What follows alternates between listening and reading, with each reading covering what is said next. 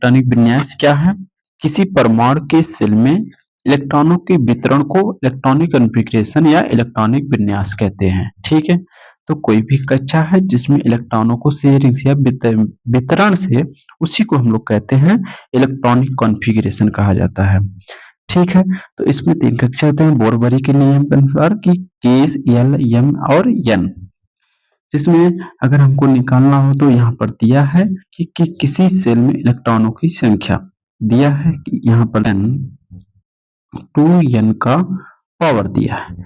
तो यहाँ पे लिखेंगे 1 2 3 4। अगर हम सभी का इसमें मान रख देंगे तो सभी कक्षों का पूरा मैक्सिमम जो नंबर है मैक्सिमम यहाँ पर अगर हम रखेंगे, इसका मान रखेंगे 1 2 3 4 1 2 3 4। तो यहाँ पर रखेंगे तो इसमें रख दीजिए, क्या हो जाएगा अगर के का मान रखेंगे 2 मल्टीप्लाई 1 का पावर। ठीक, तो यहाँ पर क्या आ जाएगा बताइए? तो 2 1 जो 2, यहाँ पर 2 आ जाएगा। ठीक है, फिर उसके बाद अगर हम 2 मान रखेंगे तो 2 मल्टीप्लाई कितना हो जाएगा 2 और पावर 2। तो यहाँ पर 2 2 दूनी 4 और 4 दूनी 8 हो जाएगा। इसका जो मान निकला यहाँ पर 2, इसका 8। ठीक है, इसका निकालेंगे तो कितना आ जाएगा? इसका निकालेंगे 2 मल्टीप्लाई 3 3 का पावर 2, तो 3 3 का 9 9 दूनी कितना हो जाएगा 18। इसका मान जो निकला 18। ठीक है, उसका 4 है यहाँ रखेंगे 2 मल्टीप्लाई 4।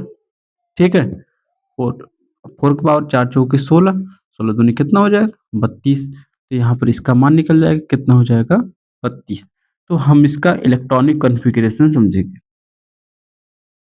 चलिए आइए हम जानते हैं इसका कैसे किया जाता है। सबसे पहले के सेल में देखेंगे कि के सेल में मैक्सिमम कितना इलेक्ट्रॉन आ सकता है। इसमें मैक्सिमम 2 इलेक्ट्रॉन आ सकता है। तो हाइड्रोजन के पास 1 इलेक्ट्रॉन है। हाइड्रोजन के पास कितना है 1 इलेक्ट्रॉन। तो हाइड्रोजन क्या करेगा, यहाँ लिखेंगे 1। ठीक है, भाई 1 इलेक्ट्रॉन दे सकता है या तो 1 इलेक्ट्रॉन दे सकता है। फिर हीलियम के पास चलेंगे। हीलियम के पास 2 इलेक्ट्रॉन है। ठीक है, तो हीलियम क्या करेगा, इसको यहाँ रख, तो यहाँ हाइड्रोजन के पास हीलियम के कितने 2 इलेक्ट्रॉन। लिथियम पास कितने हो जाएंगे 2 और 1 इलेक्ट्रॉन बच रहा है जिसमें जाएंगे कितना 1 हो जाएगा। बेरिलियम पास कितना हो जाएगा 2 और इसमें कितने हो जाएंगे 1।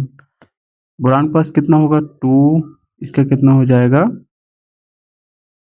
सॉरी इसका 2 होगा।